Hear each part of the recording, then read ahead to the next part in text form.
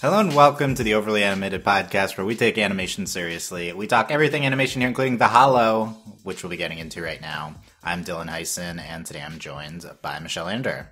Hello. Michelle and I are talking The Hollow Season 2. We'll give our thoughts, go through all the biggest things from Hollow Season 2, which dropped earlier this month. Yes. We previously, a few weeks ago, I watched it right away. Apologize if I have... if I don't remember things after, and Michelle just got caught up on all of The Hollow, so that's exciting, so we'll get our thoughts on everything.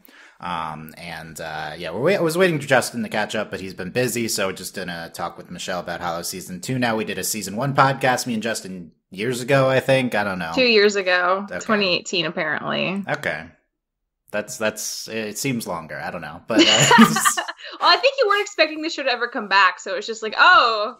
2020, new The Hollow, that's a surprise. I was excited for it to come back if it did come back. But it's like one of those things where they didn't renew it till like after it came out, so it takes forever for the next season. Yeah, I think that's what happened.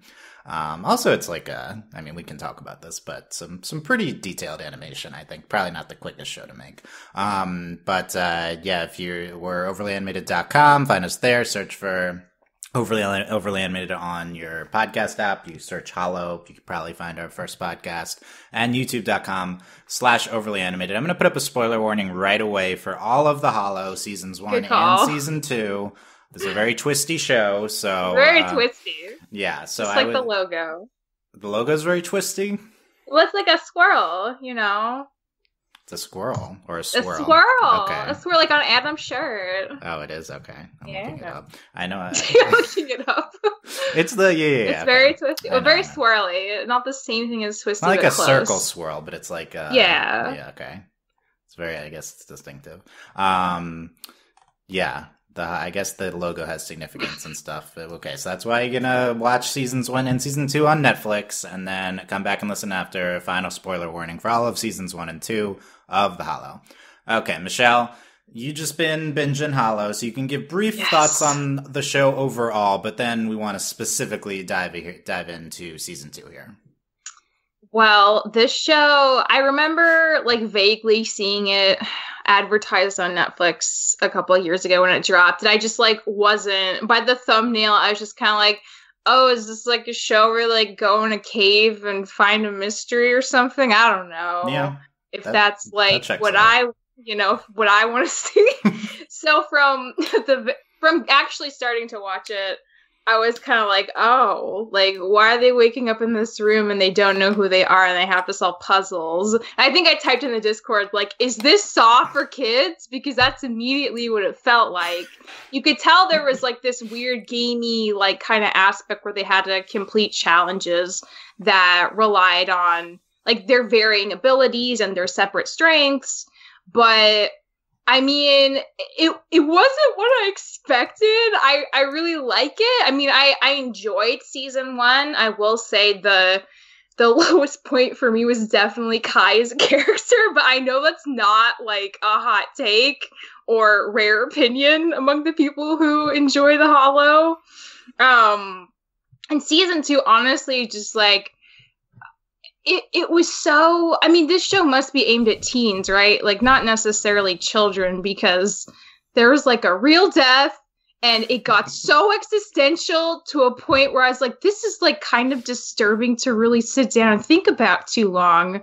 And, like, I don't know how happy this is of an... Like, it's the best they can get, but is it a great way to live life? I don't know, because... And not to go, like, too off the rails, like, so early on into this podcast, but it's, like, their whole, like, you know, reality is just based on these memories they have of their actual lives. And that's a kind of creepy echo chamber in of itself. Like, their memories aren't entirely realistic anyway, because that's not how memories work. So, like, their parents aren't quite how their parents probably really were in real life. And their town isn't quite how their town was.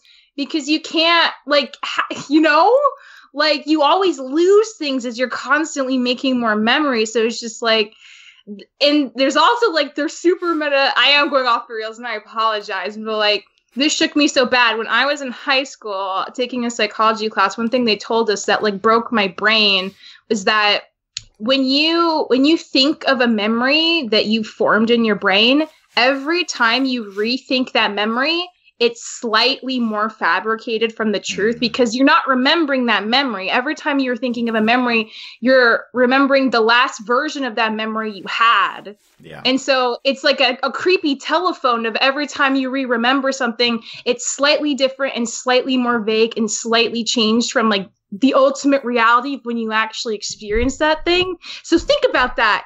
In like 50 years, our time of them living in this like hard drive universe of their own doing, like it's going to be super different and they won't even be able to realize that because that's how memories work.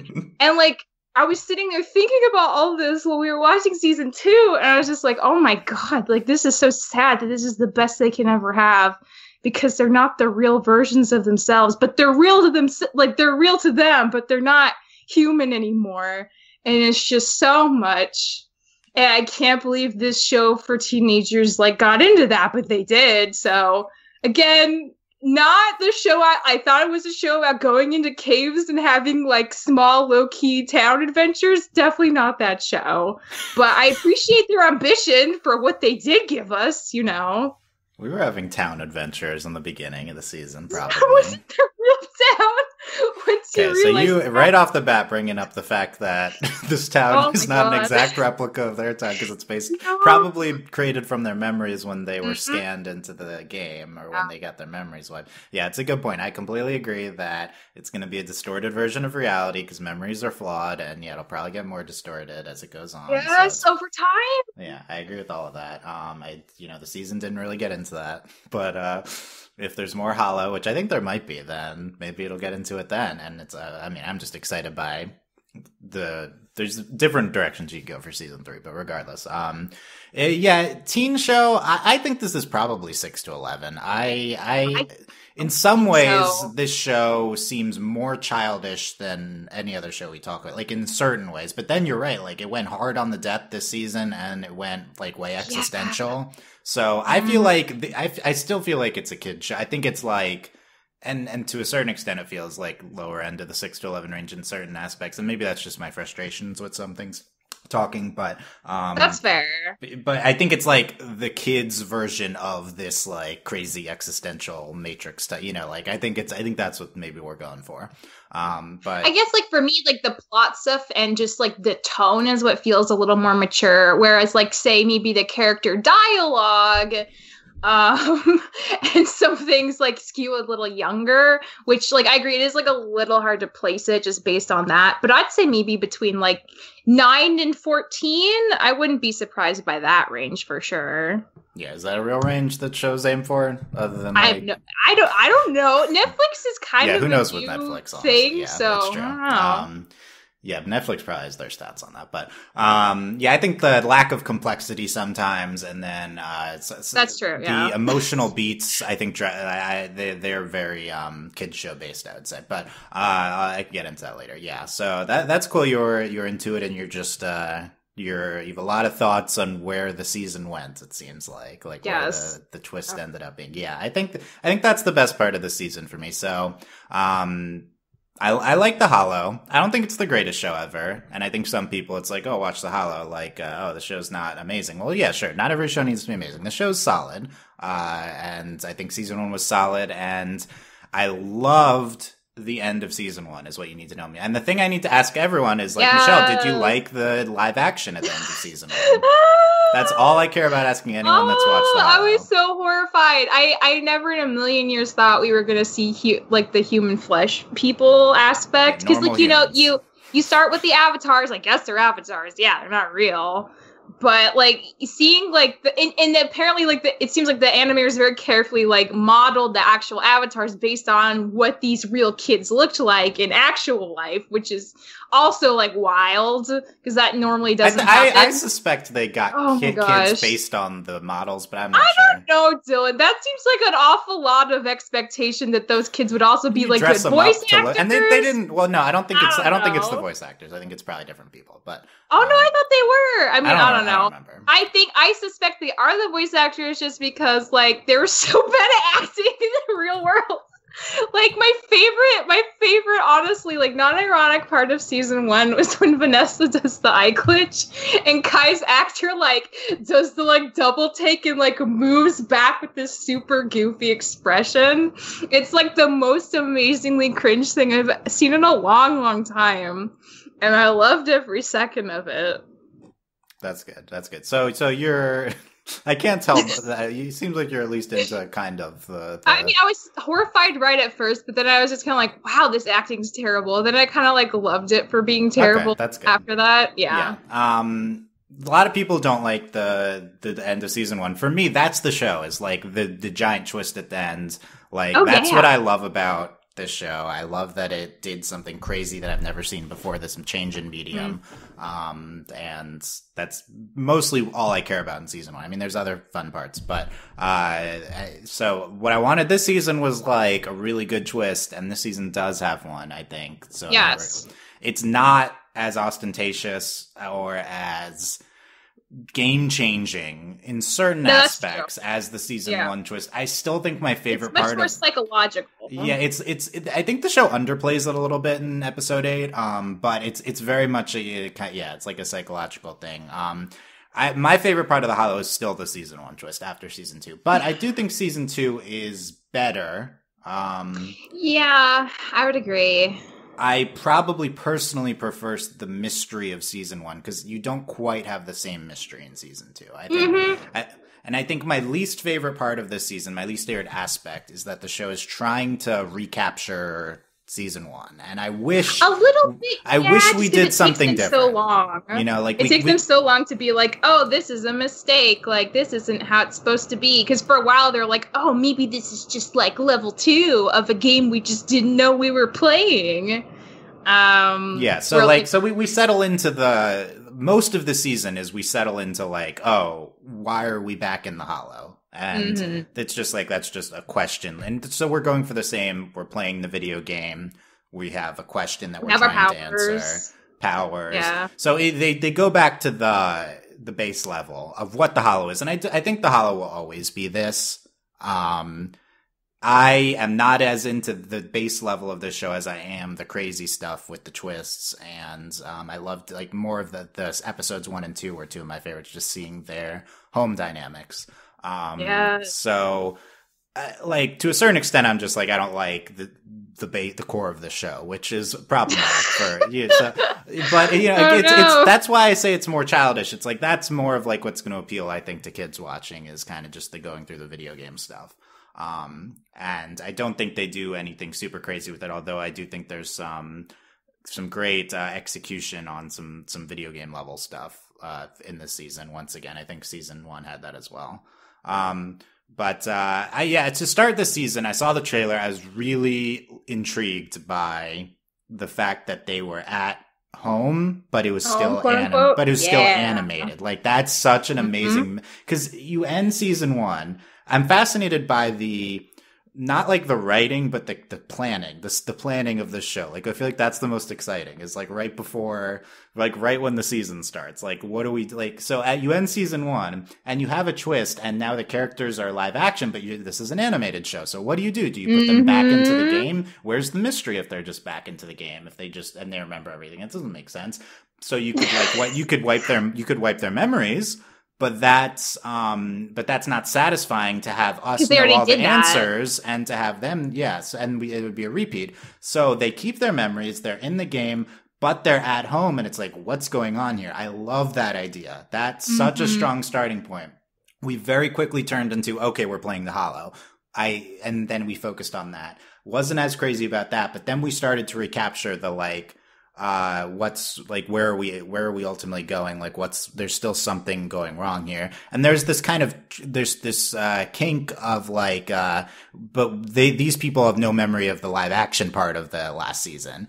And the show, I think, handles that really well because that ends up being vital information because they never experienced that. These are like, clones that break off before that happens. So it seems like that's just a weird little thing that the show might hand wave away later. A lot of shows do that type of thing, hand waving away these small detail points. But like this show like really handles that well. And then once we get into their clones and we get into some identity commentary and them learning to like, live with who they are and make the most of their current situation. I love all that. I think like it's pretty basic, the application at the end with all that. I would have loved to go even harder into everything we're doing. I just, them sit there talking, asking questions instead of action, even though it's an action show, so that doesn't make sense, but that's what I would have wanted. It might have been more of a downer though, because like, I don't think you can keep asking those big questions without getting a little sad about. That's fine. Make the show sad. Let's do it. Make the show super sad. That's gotta excite the kids. Yeah. You gotta intrigue them.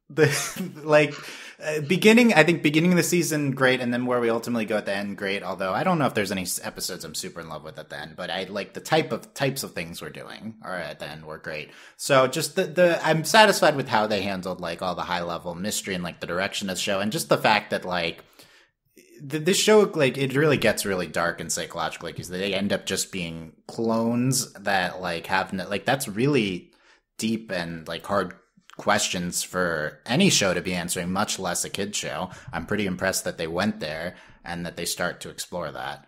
And then another big part you're impressed with the show is that we get some pretty groundbreaking queer representation from the Hollow right off the bat this season, which is the minute I saw the flag on the wall, I was like, "Huh, that's like okay." Yeah, no, that was my reaction. Episode 1, and then they pay it off in episode 2 with he says it like he straight up just says it, and Kai's like, "Oh wow, I thought you two were no, yeah, no." Didn't even remember Adam and Mira was a thing in season. I didn't even remember that. Oh, so actually, that's because I just watched it all. Yeah. I can't say like it.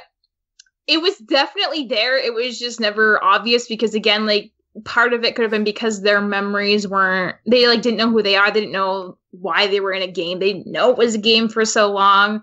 Adam probably, in the game world, knew he was not attracted to Mira, but, like, maybe he couldn't quite articulate why. Mira does, like, smooch him. Yeah, and then she's like, "Oh man, I'm so sorry." It's like, "It's fine. Let's just continue on." Okay. So it kind of checks out, and the explanation is that Mira doesn't remember that Adam's gay because they don't have their memories, exactly. Even though they should like know best that in real life. Yeah, like that's too. Like I feel like season 2 focuses a lot more on character interactions and development, which is like a huge boost from the first season for sure. That's the other really good aspect of how they play in this season, which is we didn't know these people knew each other before they were in the game. Exactly. Yeah, they like all the same town. They build out this whole backstory, and most of them knew each, and not Kai, but Kai knew what Kai was like Kai knew Mira's brother or something. So like there's all these connections that they just build into the beginning, and that's another amazing reason to go IRL, but like you can't do the live action at home. Although I'd be super interested in a split live action animation season, which I think season 3 could be. See all those children act all the time. Yes, I would also like that. Like that's my pitch for season 3. Half of the time follow them in real life, live action. Half of the time follow these clones in the game, and then eventually have the live action people discover that the clones are here and go in and save them and try to do so. And you can't save them. That's why their plight. Then they'll create flesh bodies for them and then put them inside the flesh bodies. Then they'll have 2 of them in real life. Yeah, they'll have 2 of them. Life. That's not how. And then they'll go off to some deserted island and just live there in real life. That's sad. That's literally being in a deserted island in real life is the same as being like in this game world for the rest of their. It's probably better to be in the game world, but you can't get the power shut off in real life. That's true. They got their powers still. That's one thing that's better than real life. Their powers, but also like they could just die at any moment if the Hollow servers go offline. And then they die for real. Yeah, and there's some potential. There's some like anti-corporation kind of commentary that they don't really get into that they could. Like this dastardly Hollow Life game that they make, and then just the Hollow Corporation in general being bad. That's a Michelle type word, so that's like illegally like scrubbing all this data from their users is like a very current problem we have with a lot of like free platforms. Yes. And I think that's there in the show, but that's my thing with the Hollow, and like the commentary on like we're clones, but our lives have value, even though we're just digital copies of like there's inherently value because we're conscious. Like that's all of that's there. Those are great concepts. The show just doesn't dig into it. There's no depth to the. Well, I think it's because they don't start talking about till like episode 8 or 9. Right. Like they're almost done with the show by the time. Maybe you should do it earlier and get more depth. I don't know if they're interested in getting super in depth into these concepts. Is it too much of a kid show to do that? If there's a season 3, they have all the time in the world to really get into the ramifications of that. But I feel like for them, it was more about just like this is where we're starting, end of season 1. This is where we want to get to, and we want the story to naturally unfold at a pace that makes sense. So, like, having halfway through the reveal happen, you lose so much of that momentum. I don't know what they'd even do for, like, 5 more episodes. I mean, they find momentum and they have a forest to save some random crap at that, But I feel like the most likely season 3 is they just reset everything again. Like, we pretty definitively concluded this story. They make their way back home. So I think probably, I don't want them to, but I think they would probably reset and find a new angle. Just like this season is kind of a reset off last season, but it plays into the foundations of what last season was. They could always follow the 3 new kids, Irish, Tyler, right. and because they know something's up with those kids, but the real versions of the main 3 characters don't know about their copies, so they're the only kids that could do something in the real world. I'm assuming to change it. Yeah, how much? I don't know if did they end up knowing in the finale that they're, I guess telling them, like, our game, like, went wrong, but your game is fine. I guess you're right. Like, They know, so maybe they could play into it as best they could. That was my fear of season 2 is we new characters, we play the Hollow again, same thing as season 1. So I don't want like that to turn into that with season 3. But it'll be a continuation, kind of how like MT became the main character of season 2 of Infinity Train, right? Like it's a character that's very tangential in the first season, but has a much greater role with a slightly different angle of the story in the next season. They could totally do that with those 2 kids. And if they were to focus on them, but then have them play out within the context of the story of Adam, Mira, and Kai, like have them interact with them in real world, have them interact with them in the video game. Maybe go back into the game to find them and see what they're doing now. They come into real life and they're like, you start off live action and they're like, hey, weren't we kind of jerks at the end of the season trying to kill them? Oh, let's go back in. And then you could do that. Yeah, something like that could definitely happen. Yeah, that's probably the most likely of things, but I'd love just kind of a split version season. Anyway, I want to see all the bad real life acting in the world. That is all I want. Okay, that'd be good. I'd like that. So we get Adam saying I'm gay, which is only just earlier this year. Spoilers for Kipo and the Age of Wonder Beast, another Netflix show for season 1. Skip ahead a minute if you don't want to. Like just earlier this year, Kipo was the first kids animated show to have a main character say I'm gay, and here The Hollow is second out of the gate. A show that had 0 queer representation in season 1. Very random to have this kind of big moment of the year from The Hollow, but it's clearly a priority for them to have more, like, play into their diversity more, I think. It's a huge moment in episode 2, and it's incredible. And then nothing else happens though. With Adam's just gay, like, and sure. I mean, I kept wondering if Adam and Reeve were ever going to be a thing. But Michelle, I was shipping Adam and Reeve so hard. Yeah, of course you were. Like, they're like, whole thing is one of the biggest relationship focuses of the entire season. Of course, and they have so much emotions between them. Yeah, they got emotions, that's for sure. And the episode when they're on the Vikings, and then with the Viking, and then they slowly come to get rid of their feud and like each other again. I was sure they were going to end up together after that. Like, I mean, I guess I know that it wouldn't happen. Like, obviously, the most likely thing is. They could have done anything. The most likely thing in any of these shows is the gay doesn't happen. But like, I just thought that's where all the momentum was going, and I feel like that was such a momentum killer with the Adam stuff, is that he has all this chemistry and this big arc with Reeve, and then we don't go there. Like, I think there's a version of the season where the Vikings episode ends with Adam and Reeve being together, and then they're just together the last 3 episodes. You have a little bit more existential commentary on their stuff in the beginning, and then at the end, and then maybe in the beginning you hold on to this like mystery of why they're at home. You don't go quite as quick into we're just playing the Hollow again. Like, I feel like season 2 could have been really incredible if there was a little bit more depth to the queer representation, a little bit more depth to the twist at the end, maybe some more character depth in the beginning too. As is, I think it's good, but I feel the hole through all of this. But Adam and Reeve, I still appreciate what they did with Adam, and we should say the main character, Adam is the main character. This has really not happened before with, until recently. I guess also another recent show, in terms of explicit representation with the main character of the show. So it's incredible what they do in episodes 1 and 2, but really not following up. I really wish they did. I think maybe Adam and Reeve just need a little more time to, because like which is fair, and they have eternity in the Hollow Life now. I love the trope of like friends to enemies to lovers. Like we just got spoilers for She-Ra, spoilers for every show, I guess. Yeah, for this podcast, we're spoiling everything. Like, I mean, the friends to enemies to lovers trope did like pull through for that, so I can see that happening for Adam and Reeve. But I think also like maybe Reeve just needs a little more time. And Adam might need a little more time before they're ready to like. Michelle, if you do, they have a lot going on right now. Maybe it's just not their priority. It's fair, and there's a lot going on. It's fair, and that's always the excuse with there's these fantasy shows with it's like, oh, no. I will say, like, not even Kai and Vanessa, even though it was heavily like obvious that they were supposed to hook up. I also wanted them to pay off too. Yeah, that's the thing. So maybe the show's just not interested in that as like an obvious thing right now. Yeah, which I think is a mistake because I think they spend a lot of time. I mean, I always say this. This is not surprising. I think they spend a lot of time on Adam and Reeve and Kai and Vanessa as these just really angsty things. This season spends so much time showing them being pissed at each other, and that's kind of what I mean by the show. Like I think the show holds its emotional beats longer than any other show I've seen. See, that's what younger kids. Maybe that's like that's what I'm saying. That's the younger kids. Right? Yeah, like you want the pining because like once you get the person, it's like okay, now it's just boring normal stuff together. But okay, here's my pitch with Adam and Reeve. You want the struggle, you want the long drawn out drama. That's what fuels your soul. I think I think this is more of a kids thing. Is just to like play up the beat longer. I feel like that's more of a simplistic. But here's my pitch with Adam and Reeve.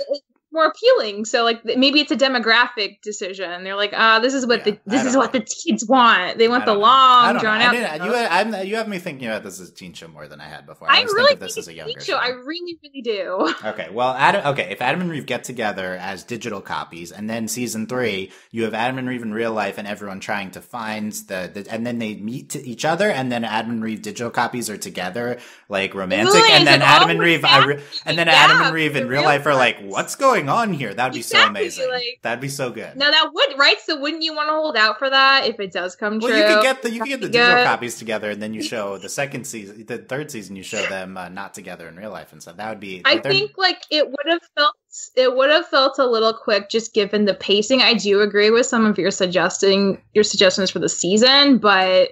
Because I think part of the issue might just be that they were trying to recapture the magic of the Hollow in terms of the video game stuff. Yeah, all these shows need to come back to base level. They could have treated it as a completely different thing and gone a little farther with the concepts they do have this season that are very, very good. But I think they were maybe trying to balance it more than they should have between like the new stuff and the old stuff. And I think they did a good job of that. Yeah, good job. Yeah. Yeah. When I say I don't want the show to be them playing a video game, that's unrealistic. I understand that. They gotta. The world of the Hollow is like one of the funnest parts of the show for sure. Well, it's just what the show is, and I think season 3, even if you do something crazy like split it live action real life, I still think you'd have a significant portion of them playing the video game. Like you could, whatever the show is, it has to be them playing the game. Which. I think if this were an adult show, they could go further with, they could just change what the show is. But then it wouldn't be the show, it would be a different show. I think there's like pretty high concept prestige live action shows that kind of just morph what they are as seasons go. I feel like this show is prime for that just because it starts with a mystery. I mean, when you were talking before about how like your favorite part is still the twist from season 1 and how like it's very hard to recapture that level of twistiness, like that's very similar to The Good Place. Like you can never spoilers for The Good Place. Yeah, you're spoiling too many shows. Okay, there's a twist in The Good Place. That's the thing, right? Like I felt like every season after the first season of The Good Place, it's like they were a little bit trying to recapture like the ultimate reveal of that first season, and they just can't. They let off so hard with that. You could never reclaim it. There's nothing that's ever going to be that satisfying or that shocking.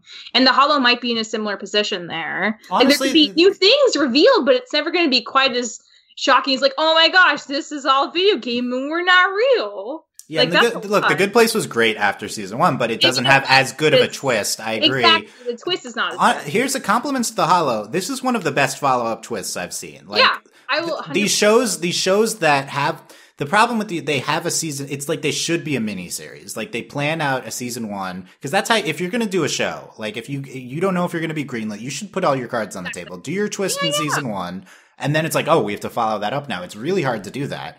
So, and the Hollow found a way to do just almost as impactful of a twist in a different way, a different type of twist that was still kind of crazy. I think that's like definitely the strongest part of the show, I think, is just the reveal that in episode 8 here. Season 2's twist is less shocking, but it's like deeper felt. Yeah. I agree. Yeah, it totally it's not like that much of a change of concept, but just the fact that these aren't the people in season 1, that's such a crazy thing to grapple with. Yeah.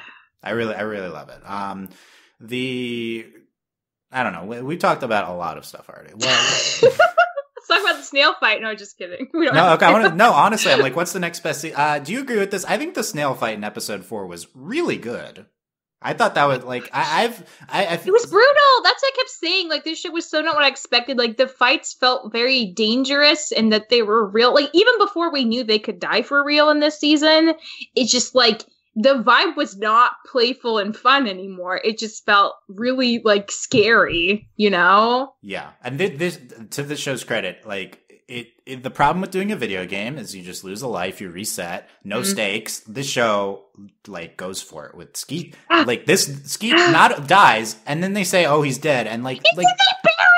Oh my god! And they bury him, and like honestly, the fact that they just say death. There's this whole thing about like, oh, kid shows can't say death, which is like not true. I think a lot of shows say death, but like the fact that they say it over and over and grieve and that the concept of death, like there's even 4 and 5, and like already a lot of legitimacy to the Skeet death before the twist. But then the twist is like he actually died. This was a separate version of Skeet, and he is never coming back. Like that's so dark. He's gone. He lost his fake life. I mean, they could totally resurrect him. The thing on top of that, which I think is part of why it still feels very scary before you know that he could die for real, is like we've never seen any of these players die and regenerate in the first game either. Like, not even like Vanessa or even Skeet. Like, we don't see them die and regenerate in the first game. So like, it still feels a little more real that the threat is valid just because we haven't seen an alternative play out. So even though the assumption is like they maybe could regenerate if they had died, we've never seen that happen for anyone. So it feels more likely that it is their only life. Yeah, so now after season 1, we know that if they died, they'd just lose the game and come back to real life. So now we know that. So now they have to up the stakes, and they do. Yeah. So that's another part of, like, I love the concept and the planning of the season. Like, I feel like they really just know where we ended up and then just take it in the right direction. Like, But the snail fight, I think I've heard differing opinions in this, and I should note a lot of people don't love the season 1 twist. Most people don't that I've talked to, but what? I feel why not? It's so. I mean, flesh bodies. You can never get over. They probably just don't like that, but I just love big jumps and stuff. I understand if you're not into, you're not into, but whatever. But like you appreciate like what it turns into this season for sure, like what they can do with it. I think The Hollow is like a pretty great action show. I think the action on this show is pretty underrated from what I've heard. I think in season 1, I remember that the samurai stuff, I really liked the fights with the samurai in season 1. That's one of my only season 1 opinions I remember, other than the twist. This season, the snail fight in episode 4, I think is just some great action. Like, for some reason, The Hollow, I mean, it makes sense because it's an action-based video game show, but The Hollow is some great action storyboarding, direction, and everything. I think it's up there with any animated show on TV. And there's not a lot of like pure like action based stuff that is also I guess as appealing with that base. You know, I don't know. Like usually we're not as into the pure action shows, but I really like the snail fight, and then the follow up episode 5. That'd probably be my pick for quote unquote best episode of the season, even though nothing really happens. It's a good bottle episode. With, like they're in the mad scientist's place. It's like the vibes of where they are and the plot of the episode. So many Hollow episodes kind of blend into each other. 5's very distinctive. I was pretty engaged the entire time. I think like that one comes together the best for me of the season. What do you think? That's fair. I mean, honestly, a lot of them do blend together for me. I was really happy to see Death again. He was one of my favorite characters from the first season. I also remember very vividly being like, oh my god, I can't believe Kai is like negging Death about like machinery and mechanics and how to build a plane, and I want to die. But I mean, that's one thing too. Like, I will say, I really disliked Kai in season 1. Yeah, we can and talk Kai's, about Kai. So you had a big negative reaction to Kai season 1. Did he get better this season? He got a lot better, but I'm a little concerned about it because I'm not sure it makes total sense. It felt a little quick because, like, they spend a lot of time in season 1, and I think part of the reason it's hard to like Kai is, like, he's definitely supposed to be, like, I guess, like, the funny one. He's like the one. Chill, like, jokester, not so serious. But, like, all his jokes are just, like, negative fueled sarcasm. And he also just comes off as very resentful of Adam for being more, I guess, like, stereotypically masculine. Like, he's really mad that, like, he doesn't feel as strong as Adam, especially before he finds his fire powers.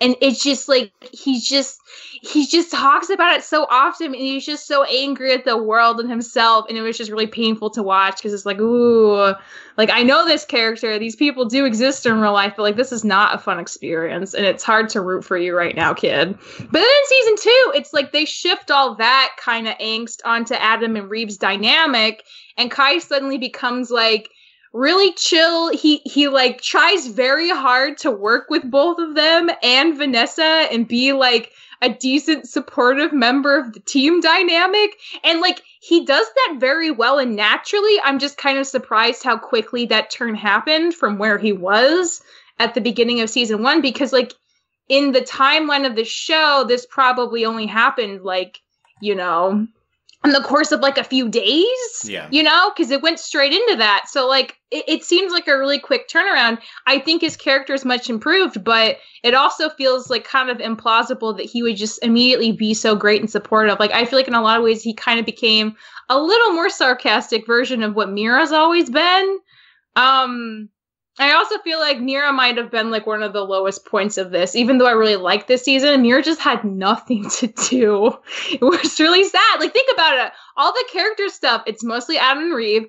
Vanessa trying to not, like, tell everyone that she's the reason they're there. And Kai, like, comforting her and trying to build her up to a place where she can confess her secret. Skeets, like, you know, Mira was friends with him when they were children. That's cool. But then he dies. That's probably her main thing. Early. So it's like, she doesn't get this big conflict like the other characters. Yeah, which is, like, fine, but it's also like, but Mira was, like, one of the coolest people in the first season. She was the most well balanced. Yeah, she's the best character in the season. She's not as interesting, even though she is the best character, like, objectively. Yeah. I agree with all that. Yeah, she doesn't have enough to do. I think two problems with Mira is one is she's too nice, so she wouldn't be being super terrible to someone like the other two members of the team. Two, with the thing with Mira in every single fight, I'm like, okay, where's the animal that Mira can talk to here? I just kept asking myself that over and over. Yeah.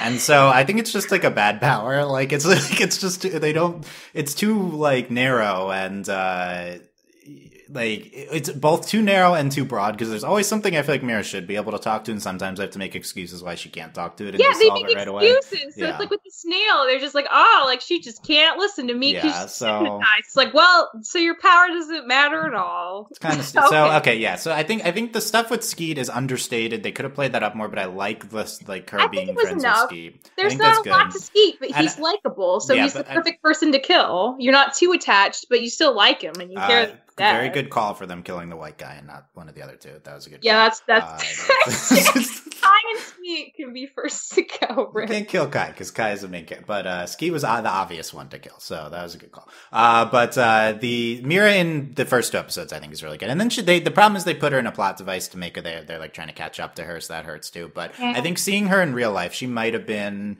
Adam's also good, but seeing her with her dads, I think that's pretty incredible. And more representation with her dads. That's true. Her brother is terrible, though. I just really don't like her brother. He seems like an awful little child. Yeah, Sorry, that's how these things work. But and I love seeing her being a vegetarian too in the first two episodes too. That's like, yep, good call with the person that can talk to animals being vegetarian. But I think they maybe you play up Mira's connection to animals more, not just talking to them. I think there's a lot of that this season. I think she object to the goat or something? Yeah, maybe you play that up a little more. I thought that was well done. But yeah, Mira's good in the beginning, and she's good with the giant fish, I think, but yeah, there's not. It definitely seemed like season 1 had a lot more of her. Yeah, which is like fine. You can't focus on everyone, but that does beg the question. Like maybe she should be more of the focus than Adam or Kai for season 3 because they've both had moments. I mean, the show does seem to reward time with like more angsty, angry characters and drama, which is fine. That is like kind of enjoyable to watch. But I don't like thanks as much. I'll say about Kai. I think Kai was at his worst right before he gets really good this season. Like I think him berating Vanessa was I really yeah. So to I me, feel like block that out of my memory. Yeah, well, if you're into, I don't like any of that. I didn't like Adam and Reeve berating each other, so I know that's want painful. That was everyone painful. to be happy. But, well, then there'd be no show because. Then I don't know, they wouldn't have... Hollow Life, Slice of Life Season 3, that's what's happening. Slice of Life. That's what they're like. They're living in Slice of Life now, these digital copies. So no, because the snail was the sneaky... Yeah. So we had the eye glitch, and now it's the snail. So, like, what does that mean? Is he going to kill someone else? Because he's coming. The snail can be there, too. He can be nice. Town. He's freed at the end. He's nice. A lot of teeth, Dylan. I don't trust him. He can eat grass with those teeth. Already got a taste for skeet flesh. He could turn on them at any minute. Yeah, that's true. He's like, oh, they welcome the snail in, and it's like, oh, you're nice now, you're not controlled, oh, and then he's fighting his urges for human blood after his urges, exactly, snail urges. Okay. That's season 3. Okay, there you go. The snail's really random, but sure, giant snail, yeah. And it's because the guy's French. Is that what's happening? Is the tie to the? Oh, I don't know. I think he's just a giant snail in the forest. Anyway, but very good. Yeah, for some reason, very good call to make Kai the most sympathetic character at the end in terms of Vanessa, who you see it through their eyes. So you're like, okay, whatever, she cheated, but this is we're past. You're on the side, I think, of Vanessa, and then everyone's like mad at her, and then Kai is really backing her up, and you really feel their connection. And I definitely read that as potentially romantic. But absolutely. I mean, I really honestly loved what they did with Vanessa as a character because it's so clear looking back on season 1 that of course she knew it was all a game just based on like how she's like, oh, Kai, like, yeah, come to our team. He might be useful. And Reeve and Skeeter are like, what? Like, how is that possible? Because they don't know they're in a game, but she does. Like the fact that she was like so overtly flirting with him when she was like, flying with him over the desert graveyard and stuff. Like, she knew what she was doing. So all that stuff was so firmly planted in season 1, which feels like a really good payoff for season 2. And it feels like that's a plot thread they continued very explicitly and intentionally, which is nice. Okay, that's good. I don't remember a lot of that, so that's good that you...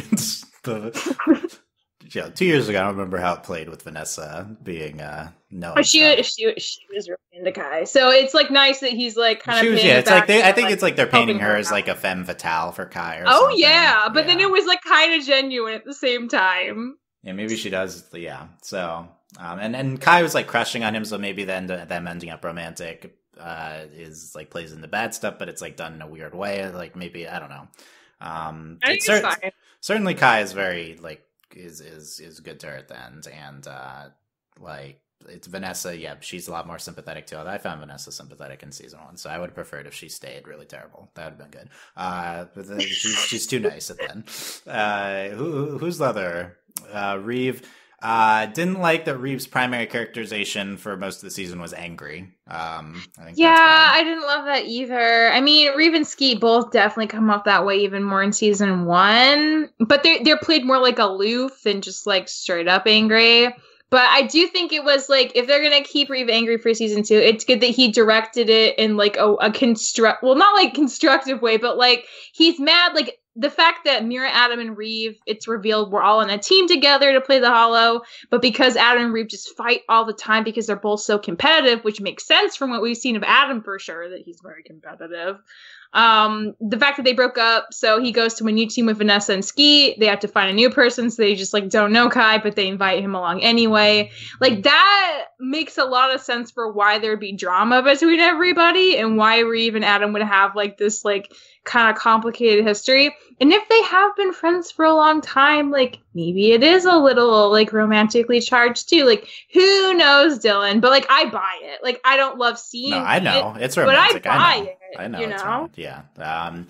Yeah, they get there eventually with Reeve. And I also, the thing is, Adam, after the first episode, I don't think he's like a ton of characterization either. So I'm not sure who's like the big winner of the season. I think maybe they focus. Kai. It might be Kai. Eventually, Kai. Eventually. But yeah, I think they focus a lot on Vanessa and Reeve. Like, I think so I think it like becomes a 5-person cast versus a 3. So that's why no one. Yeah. That's and then there's which mentioned Weirdy. There's a lot of Weirdy, which I think ends up being a bad nickname because it's stupid when I say Weirdy every time. The best part of Weirdy is when he's singing "Creep" in that one episode.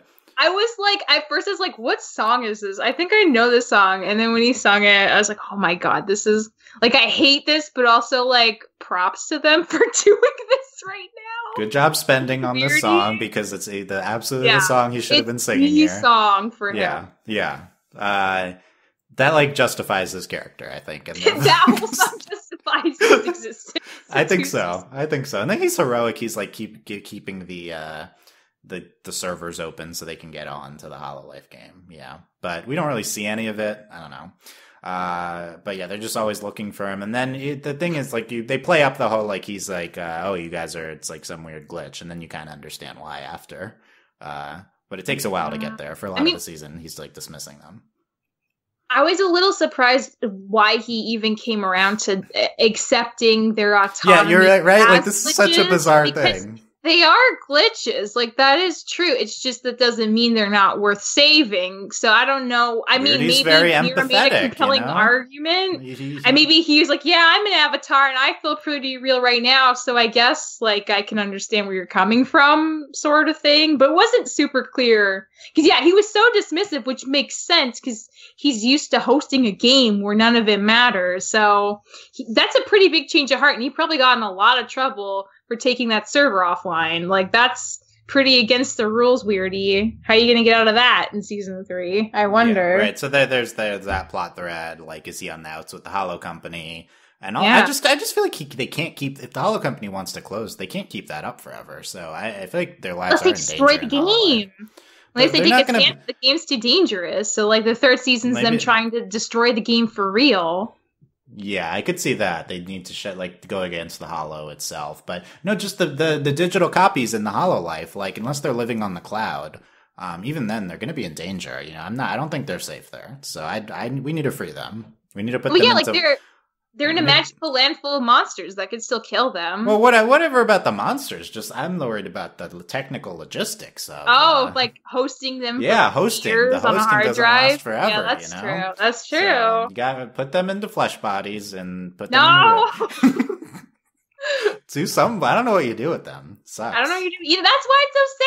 That's why it's so bittersweet that they won, but did they really win? Because I need them to face their live action counterparts. Oh my god, I do want to see Kai's actor in real life acting. Like, I want that more than anything in this upcoming year. That's not what I'm focused on. But okay, he was the worst one. That's why I want to see it. Okay, maybe I should rewatch it then. It was so good. Just watch the last 5 minutes. Yeah, well, I was gonna do that. Yeah. Okay, well, I think the last big thing we talk about, the second team, we have. I guess we made I guess it's like the fourth team, but we meet 2 more teams. Yeah. One of them goes away right away, and then we get Nisha is kind of the leader. I think she also has fire powers like Kai. You get Tyler, who controls the weather. There's not a lot of him, and then you get Iris, who just becomes a big person. Big person, yeah. So. I think that at first I was like, oh, these are pretty intricate designs, intricate like characters for it. But then they play a vital role in the finale, so I kind of understand why. But the thing is, I don't care about them. I think, and they're actively villainous at the end. So from misinformation, but yeah. You know, you don't blame them for not putting it all together immediately, I guess. But I assume they would play a part in the next season. At least be a pretty. At the very least, when you see them, they're interesting. They make for interesting fights. You need an opposing team. I think it all checks out. So I don't know. I think it was cool. Do you have any particular thoughts on any of the 3? I just like that Iris's character design is very different from Nisha because, I mean, I just like in general, it seems like boy character designs have a little more range of just like how big their head is or what their body shape is. But like Vanessa and Mira look very similar in a lot of like proportional aspects. So it's just like Iris really stuck out to me just because they look very different from everyone else. I was like, yay! Hooray, good job. Not the exact same body type. That's great. They have like a bigger like forehead. It's just like, oh yeah, that's great. Like I love it because you never see people like that who forehead size diversity. You got your Code Lyoko type forehead sizes, and then you got feminine. But like, I'm not sure of Iris's like gender identity, but I mean, it's just nice. I liked it. Yeah, I think it was really good designs on the characters, and good use of the powers and stuff. And I think the action, and I wasn't super blown away by the finale, but I think the action scene's good. The car chase is fun, but I'm not, as I've mentioned, I'm not as into the specific action scene stuff. So I was looking for more of them going deeper with what they did in 8. And then it's like, oh no, that's it. But I like the ending too of them going into the Hololife, and we see a little bit of that with their life in there now.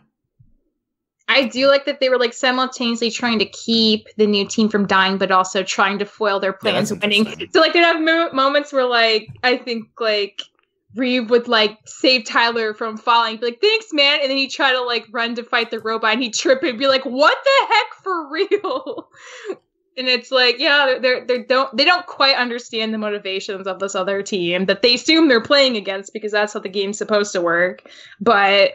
Yeah, I wish we'd had more time with them, but again, like, now that we have, like, a 5-person main cast instead of a 3-person main cast, there's only so much you can do in the amount of episodes you have in this season, so we just didn't ever get to know a lot about the other team, which is fine.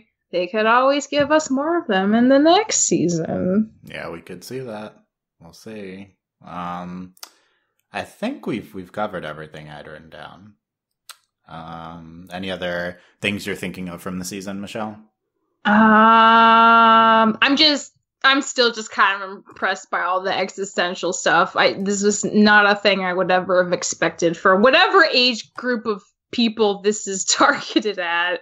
And it does feel very bittersweet and mostly like not happy the longer you really think about it. But again, like if their choices are literally being erased from existence and living in this cloud existence of their ever-changing slightly memories of their lives and community and family. I mean, it is better. They're still all together for now. How sustainable is it for 100 years? I don't know, but I mean, that's your thing. Like, again, like The Good Place, I guess it is kind of like a permanent state of like happy limbo where they can decide to oust themselves and just disappear whenever they want. The Good Place. Whenever they want to die, they can just go find that worm in town and they can just be the worm. So they can die on their own terms whenever they want, I guess. Jump into the worm's mouth, a little better. But it's still kind of sad to think about that they're not entirely real. I didn't know the show was The Good Place. That's another good comparison. It like really is though. They probably don't age. I think, yeah. So I think they kind of are in afterlife. That's it too. Like that's gonna feel kind of weird. Like their lives just like they don't really. I don't know if they'll ever go to school again. They probably can't go to college because they don't have memories of being in college. They can't have like physical children with each other. Or they're like, oh, let's have a kid. They open up the they open up the character creator, and then they're like, oh, what's the baby's eyes gonna have? And they scroll through the options. They're not gonna have normal like growing up goals like a normal kid would. Oh, the snail had a baby. We're adopting it. Something like that. Why would what? The snail. We're gonna raise the snail baby. Oh well, that's not a good child. It could eat them. It's dangerous. The snail's nice. He was just being controlled. It's dangerous, sure, but you have a big dog. It could kill you, but it's nice. It's not going to.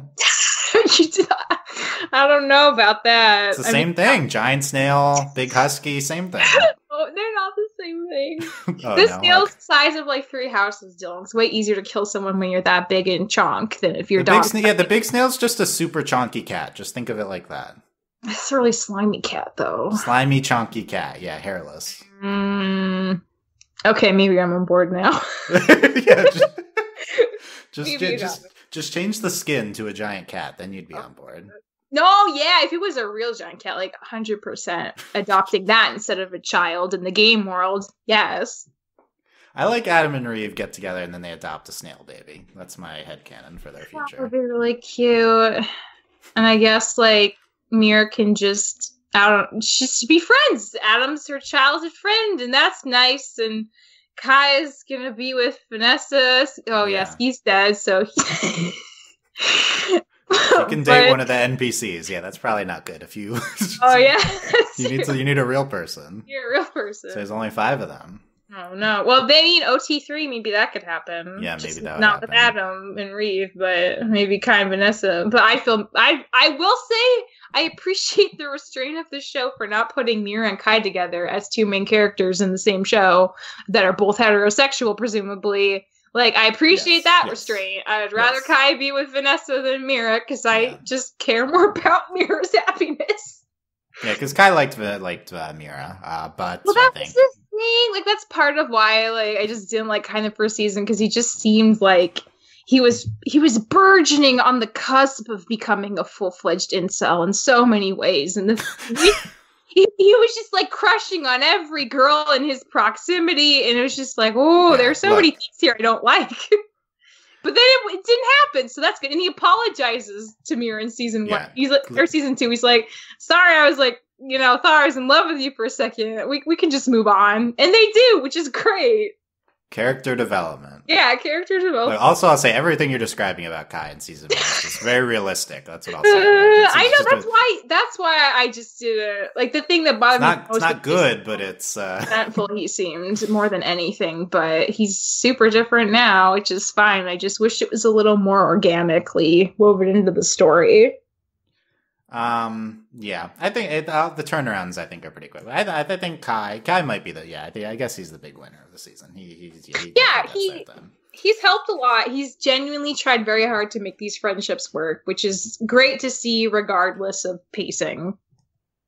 Yeah. Kai. Okay, so we'll see Kai and Vanessa with a different type animal baby, and then oh god, why do they be animals? Can't they just steal they could steal fake NPC baby from the fake town, because it's all not real, so just steal any kid they want. Yeah, they could just steal a kid, and then they that's is that ethical? Who knows? If you steal fake baby, it's up to them to decide. Like, they get to decide how much they want to value their own existence. I guess that extends to the universe they live in too. Like, how much life do they want to? They've determined their lives. I mean, but do the people that are created from their memories do those? I mean, that's an interesting question. Honestly, maybe a sliding scale.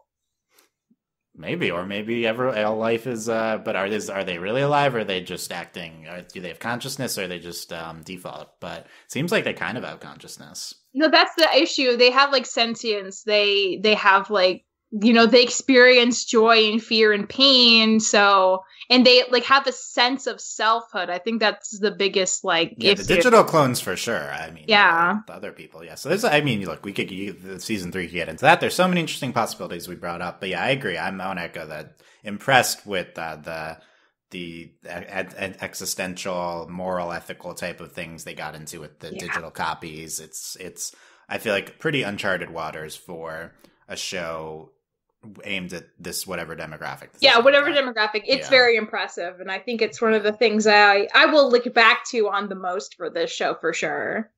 Yeah, I definitely think so from this season. I'll remember Adam being gay and then digital clones. In that order. Yeah, maybe in that order. But hopefully we follow. I mean, if there's another season, we follow up with that. They are selling like a Pride shirt on their store, so you're obligated to do more with it if you're doing that. So yeah, I think, exactly. Yeah, you gotta give him a romantic smooch. It's guaranteed. Exactly. You need the romantic smooch. That's definitely true. And there's only 2 options. There's only 2 options so far. Unless he went to like Weirdy or something like crazy like that, dated like way out of his age range, because life doesn't matter because it's all charged by memories. I mean, that would be another twist. I don't think we're going there, but that's interesting ship is Adam and Weirdy. Okay. he's just weird enough, His name is, he's got it in the name, so he wears a scarf and he's very bright colored. I don't really know how old Weirdy is. No, who knows? Is he a teenager? Or is he? I feel like he's a young adult. He could be 45 with really good skin. He could be anything. Yeah. Okay. So we'll check the Hollow fanfics to see what. I don't think there are any, but we'll. There's gotta be some. It's probably not that ship. You think guaranteed no Adam and Weirdy? Yeah, guaranteed 100%. This is going to be the last thing we're checking. I just don't think there's going to be a lot of Hollow. I want to shake hands with whoever's cracky enough to write that ship. Yeah, I don't see a tag. I don't see a tag for the show. Well, I'm going to search it now. Problem is the Hollow is you get Deathly Hollow stuff. 6 years old. Yeah, you'd think there'd be some fan fiction for the show if it's 2 years old. Some Ruby stuff coming up. I don't like that. Some Teen Wolf. Where's? Yeah, I don't see the category. The Hollow Adam. Let's search for that. Okay, I got the Hollow here. Okay, yay! The Hollow cartoon. Okay, is Weirdy shipped with anyone? That's 131 ships. Okay, not bad. 131 fics. Relationships. Top. Okay. Top pick. What do you think is the top one on Archive of Our Own for the Hollow relationship? I'm really scared it's going to be Kai and Mira or Kai and Vanessa, but I'm hoping it's something with Adam. Yeah, so here's the thing, Michelle. Archive of Our Own is filled with women that pair 2 men together. That's it's Adam and Reeve? Adam and Kai is the top. Oh my god, the ship no one saw coming. Oh my god. Probably most of these are written recently, so that's the only thing you can do after season 1, I guess. And second is the OT3 of Adam and Kai and Mira. It's the wrong OT3. You're thinking of Castlevania OT3 people. They didn't. Okay, but then the next one is Adam and Reeve. So we're starting to get Adam and Reeve fixed, and then after that, Mira and Vanessa is the next one after that. I was thinking that really cool gamer person that Kai recognized in town. Maybe Mira could go for her. There's a past Hollow champion. Yeah, she was super cool looking. Yeah. Yeah, that could be a character next season too.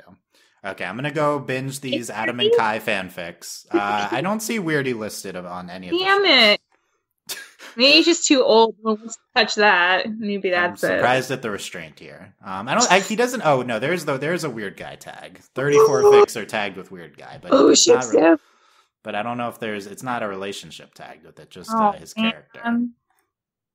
Weird guy. Let's see if quickly. Last thing. We're gonna quickly go through the weird guy fics, looking for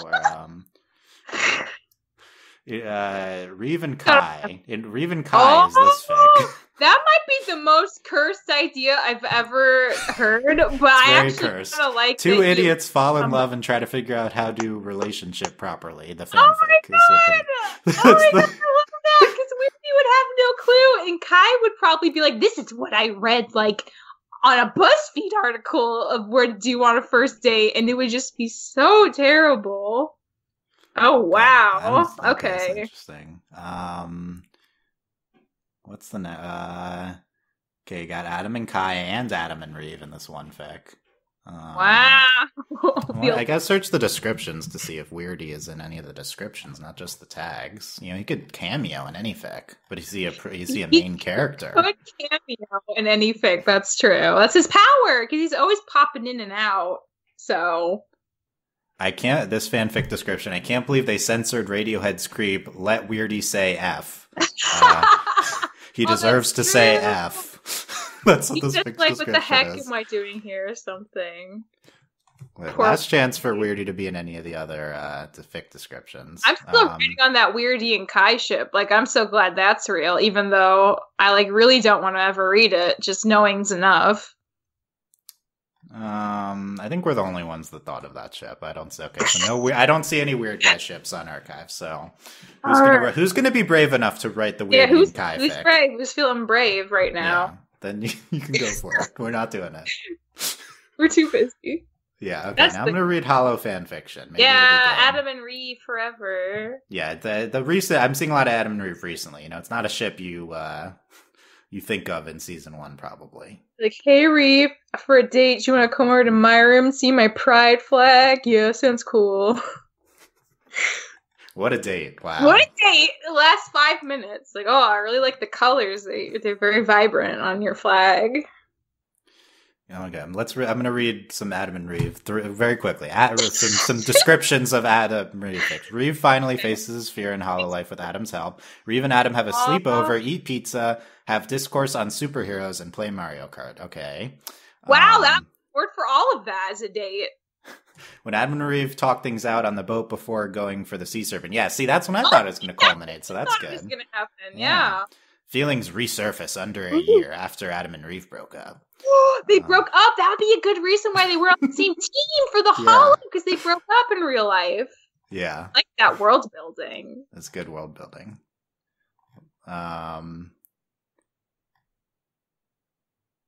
Okay. I'm going to go we're going to read these. I don't think they're going to be good, but you got to show. Yeah, no, here's another one set during episode 7, season 2. So people were on board with that being the time. For sure. Okay, I mean, it just makes them sense. They have the most, like, chemistry with each other. No, there's like multiple set during the set. There's like at least 3 now I've seen set during that yay! Okay, oh, good. So everyone knows that should happen that episode. Everyone knows. Everyone knows. Okay, that's it. Anything else, Michelle? No.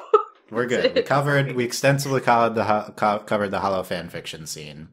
It was way longer than we thought, but we that's because we talked about. We did it justice. We even went on fanfiction.net. That's how committed. We missed Justin for that last section. He would have been here for. I would love to hear Justin's top ships for these. Once we'll get his reaction on the Discord once he catches up, and we'll have to grill him on his ships. Okay, absolutely. Yeah, all that overlyanimated.com/Discord. There's people in our other show's channel. People are talking about Hollow. And patreon.com/overlyanimated to support us. Thanks to our current patrons, especially our patron podcast, Bob, who I think watches the Hollow, or at least is recently or something. And thanks as always to our patron executive producers, Ryan Stevox, Beatrice, Hugh, Michael, Needle, and Phoenician. Probably no more Hollow talk, but look, we're done Hollow in the Queerette pod, so Hollow made its way into another podcast. So there you go. And then maybe most existential cartoons. That's a topic that the Hollow would be in. Ooh, that could probably be a thing. Yeah, I would like that actually. Yeah. We'll start thinking of is there any similar? I mean, Infinity Train, pretty existential. Yeah, for sure. I think honestly, I think Infinity Train feels the closest to this. Infinity Train season 2, Hollow season 2. Yeah, also the things they deal with, I feel like that show also skews a little more in the teen category than the 6 to 11 demographic. I feel that a lot more. There's explicit death in both. But there's explicit death in this too. Yeah, that's what I'm saying. Both of them. Yeah. Yeah. That's how you know you're in the teen town. When people start dying for real, that's your entry level. Okay. I guess that's how you're in the teen town. So yeah. Okay. Well. Let us know what you thought of our discussion on the Hollow. Tell us about your ships. Overlyanimated.com, youtube.com/overlyanimated, and check out all our other podcasts at Overly Animated. Thanks for listening, guys. We'll see you next time. Bye.